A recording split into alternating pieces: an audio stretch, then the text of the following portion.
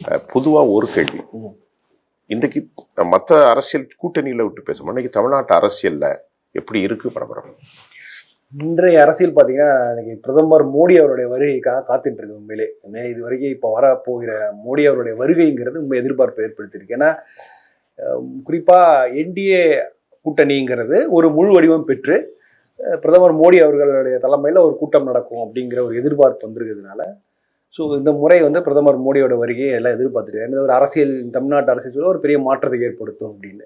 ஏன்னா பார்த்தீங்கன்னா அதிமுக பாஜக கூட்டணி அறிவிக்கப்பட்டு ஏப்ரல் மாதம் அறிவித்தாங்க. கிட்டத்தட்ட பாருங்க ஒரு 8 மாதம் ஆயிடுச்சு. 8 மாதங்கள்ல பெரிய அளவுக்கு எந்த நகர்வுகளுமே இல்லை.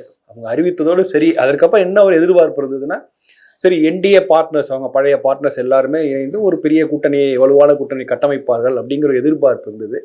ஆனால் அது ஒரு ஒரு குறைந்த ஒரு 3 மாதங்கள்லேயே அது நீர்த்து போயிடுச்சு. அது காரணம் என்னன்னா, முதல்ல திரு தினகரன் அவர்கள் கூட்டணி விட்டு வெளில வந்தது, அப்புறம் ஓபிஎஸ் அவர்கள் விலகி வந்தேன் அப்படின்னு சொன்னது, அப்புறம் அவ்வப்போது அண்ணாமலை அவர்கள் பேசின விஷயங்கள், இதெல்லாம் பார்க்கும்போதே இந்த கூட்டணி ரொம்ப பலவீனமா இருக்கு அப்படிங்கிற ஒரு தோற்றத்தை கொடுத்தது. அந்த நிலைமை தை பிறக்கிற வரைக்கும் நீடித்துதான் செய்யுது. ஸோ அதுக்கப்புறம் நடுவில் ஒரு திருப்பம் சொன்னால், எடப்பாடி அவர்கள் அன்புமணி சேர்ந்து ஒரு ஒரு ஒரு புரிந்துணர்வு அவங்களோட பேசினது சரி, அவங்க ப்ரெஸ் மீட்டை சந்தித்தது, அதுக்கப்புறம் டெல்லியிலேருந்து பியூஷ் கோயல் அவங்க பேசினதுலேருந்து திரும்ப ஒரு களத்தில் திரும்ப ஒரு சுறுசுறுப்பு.